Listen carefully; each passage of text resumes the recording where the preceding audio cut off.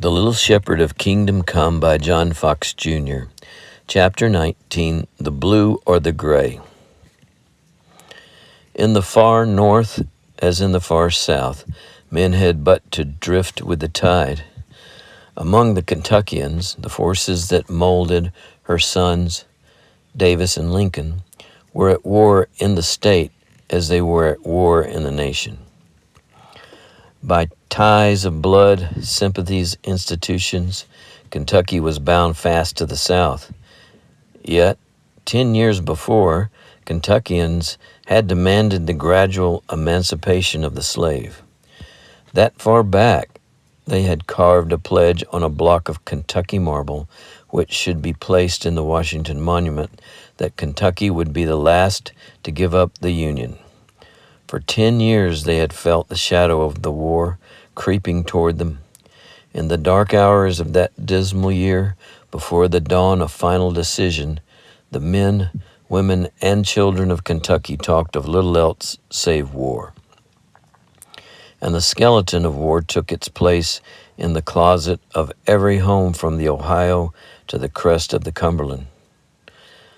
When the dawn of that decision came, Kentucky spread before the world a record of independent-mindedness, patriotism, as each side gave the word, and sacrifice that has no parallel in history. She sent the flower of her youth 40,000 strong into the Confederacy. She lifted the lid of her treasury to Lincoln, and in answer to his every call sent him a soldier, practically without a bounty and without a draft. And when the curtain fell on the last act of the great tragedy, half of her manhood was behind it, helpless from disease, wounded or dead on the battlefield. So, on a gentle April day, when the great news came, it came like a sword that with one stroke slashed the state in twain, shearing through the strongest bonds that link one man to another, whether of blood, business, politics, or religion, as though they were no more than threads of wool. Nowhere in the Union was the national drama so played to the bitter end in the confines of a single state. As the nation was rent apart, so was the Commonwealth. As the state, so was the county. As the county, the neighborhood. And as the neighborhood, the family. And as the family, so brother and brother, father and son. In the nation, the kinship was racial only. Brother knew not the face of brother. There was distance between them, antagonism, prejudice, a smoldering dislike easily fanned to flaming hatred. In Kentucky, the brothers had been born in the same bed, slept in the same cradle, played under the same roof, sat side by side in the same schoolroom, and stood now on the threshold of manhood, arm in arm, with mutual interest, mutual love, mutual pride in family that made clan feeling peculiarly intense. For anti-slavery fanaticism or honest unionism, one needed not to go to the far north. As for imperious, hot-headed non-interference or pure state sovereignty, one needed not to go to the far south. They were all there in the state, the county, the family, under the same roof, along the border alone did feeling approach uniformity. The border of Kentucky hills. There, unionism was free from prejudice as nowhere else on the continent save elsewhere throughout the southern mountains. Those southern Yankees knew nothing about the valley aristocrat, nothing about his slaves, and they cared as little for one as for the other. Since '76, they had known but one flag and one flag only, and to that flag instinctively they rallied. But that the state should be swept from border to border with horror, there was division even here, for in the Kentucky mountains there was here and there a patriarch like Joel Turner who owned slaves, and he and his sons fought for them as he and his sons would have fought for their horses or their cattle or their sheep. It was the prescient horror of such a condition that had no little part, in the neutral stand that Kentucky strove to maintain. She knew what war was, for every fireside was rich in memories that men and women had of kindred who had fallen on numberless battlefields, back even to St. Clair's defeat and the Raisin massacre. And though she did not fear war for its harvest of dangers and death, she did look with terror on a conflict between neighbors, friends, and brothers. So she refused troops to Lincoln. She refused them to Davis. Both pledged her immunity from invasion, and to enforce that pledge, she raised home guards, as she had already raised state guards for internal protection and peace. And there, as a state, she stood. But the tragedy went on in the Kentucky home, a tragedy of peculiar intensity and pathos in one Kentucky home, the Deans. Harry had grown up tall, pale, studious, brooding. He had always been the pet of his Uncle Brutus, the old line of White Hall. Visiting the hall, he had drunk in the poison or consecration, as was the point of view, of abolitionism. At the first sign, he was never allowed to go again. But the poison had grown deep. Whenever he could, he went to hear old Brutus speak. Eagerly he heard stories of the fearless abolitionists' hand-to-hand fights with men who sought to skewer his fiery tongue. Deeply he brooded on every word that his retentive ear had caught from the old man's lips, and on the wrongs he endured in behalf of his cause and for freedom of speech. One other hero did he place above him, the great commoner after whom he had been christened, Henry Clay Dean. He knew how Clay's life had been devoted to averting the coming war, and how his last days had been darkly shadowed by the belief that when he was gone, the war must come. At times he could hear that clarion voice as it rang through the Senate with the bold challenge to his own people that paramount was his duty to the nation, subordinate his duty to the state.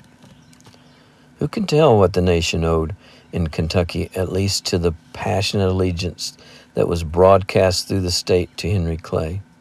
It was not in the boy's blood to be driven an inch, and no one tried to drive him. In his own home, he was a specter of gnawing anguish to his mother and Margaret, of unspeakable bitterness and disappointment to his father, and an impenetrable sphinx to Dan. For in Dan there was no shaking doubt. He was the spirit incarnate of the young, unquestioning, unthinking, generous, reckless, hothead, passionate South. And Chad? The news reached Major Buford's farm at noon, and Chad went to the woods and came in at dusk, haggard and spent. Miserably now, he held his tongue and tortured his brain. Purposely, he never opened his lips to Harry Dean.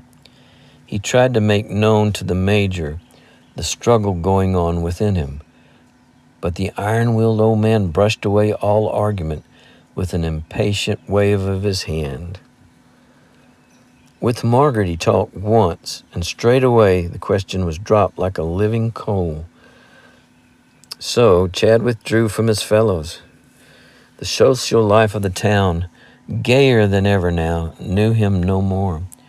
He'd kept up his college work, but when he was not at his books, he walked the fields, and many a moonlit midnight found him striding along a white turnpike or sitting motionless on top of a fence along the border of some woodland, his chin in both hands, fighting his fight out in the cool stillness alone. He himself little knew the unmeant significance there was in the old Continental uniform he had worn to the dance. Even his old rifle, had he but known it, had been carried with Daniel Morgan from Virginia to Washington's aid in Cambridge. His earliest memories of war were rooted in thrilling stories of Kings Mountain. He had heard old men tell of pointing deadly rifles at redcoats at New Orleans and had absorbed their own love of Old Hickory. The schoolmaster himself, when a mere lad, had been with Scott in Mexico. The spirit of the backwoodsman had been caught in the hills and was alive and unchanged at that very hour. The boy was practically born in Revolutionary days, and that was why, like a mountaineer's, Chad had little love of state and only love of country, was first, last, and all the time simply American. It was not reason, it was not instinct. The heroes the schoolmaster had taught him to love and someday to emulate had fought under one flag, and like them, the mountaineers never dreamed there could be another. And so the boy was an unconscious reincarnation of that old spirit, uninfluenced by temporary apostasies in the outside world, untouched absolutely by sectional prejudice or the appeal of the slave. The mountaineer had no hatred of the valley aristocrat because he knew nothing of him and envied no man what he was, what he had, or the life he led. So, as for slavery, that question, singularly enough, never troubled his soul. To him, slaves were hewers of wood and drawers of water. The Lord had made them so, and the Bible said that it was right. That the schoolmaster had taught Chad. He had read Uncle Tom's Cabin, and the story made him smile. The tragedies of it he had never known, and he did not believe.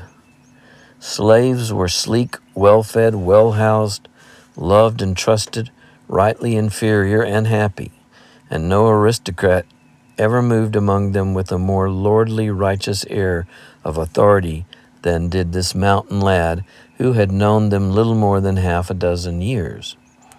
Unlike the North, the boy had no prejudice, no antagonism, no jealousy, no grievance to help him in his struggle. Unlike Harry, he had no slave sympathy to stir him to the depths, no stubborn, rebellious pride to prod him on.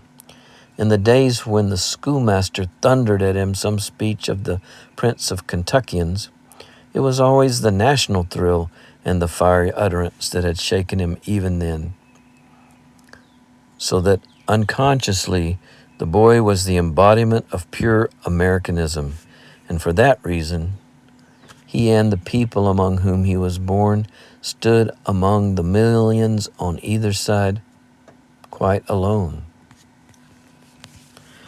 What was he fighting then? What? If the bedrock of his character was not loyalty, it was nothing. In the mountains, the Turners had taken him from the wilderness. In the bluegrass, the old major had taken him from the hills. His very life he owed to the simple, kindly mountaineers, and what he valued more than his life he owed to the simple gentleman who had picked him up from the roadside and almost without question had taken him to his heart and to his home. The Turners, he knew, would fight for their slaves as they would have fought Dillon or Devil had either proposed to take from them a cow, a hog, or a sheep. For that, Chad couldn't blame them, and the major was going to fight, as he believed, for his liberty, his state, his country, his property, his fireside. So in the eyes of both, Chad must be the snake who had warmed his frozen body on their hearthstones and bitten the kindly hands that had warmed him back to life. What would Melissa say? Mentally, he shrank from the fire of her eyes and the scorn of her tongue when she should know. And Margaret, the thought of her brought always a voiceless groan. To her he had let his doubts be known, and her white silence closed his own lips then and there. The simple fact that he had doubts was an entering wedge of coldness between them that Chad saw must force them apart. For he knew that the truth must come soon, and what would be the bitter cost of that truth? She could never see him as she saw Harry. Harry was a beloved and erring brother. Hatred of slavery had been cunningly planted in his heart by her father's own brother, upon whose head the blame for Harry's sin was set. The boy had been taunted until his own father's scorn had stirred his proud independence into stubborn resistance and intensified his resolution to do what he pleased and what he thought was right. But Chad, she would never understand him. She would never understand his love for the government that had once abandoned her people to savages and forced her state and his to seek aid from a foreign land. In her eyes, too, he would be rending the hearts that had been tenderest to him in all the world. And that was all. Of what fate she would deal out to him, he dared not think. If he lifted his hand against the South, he must strike at the heart of all he loved best, to which he owed most. If against the Union, at the heart of all that was best in himself. In him, the pure spirit that gave birth to the nation was fighting for life. Ah, God, what should he do? What should he do? End of chapter 19.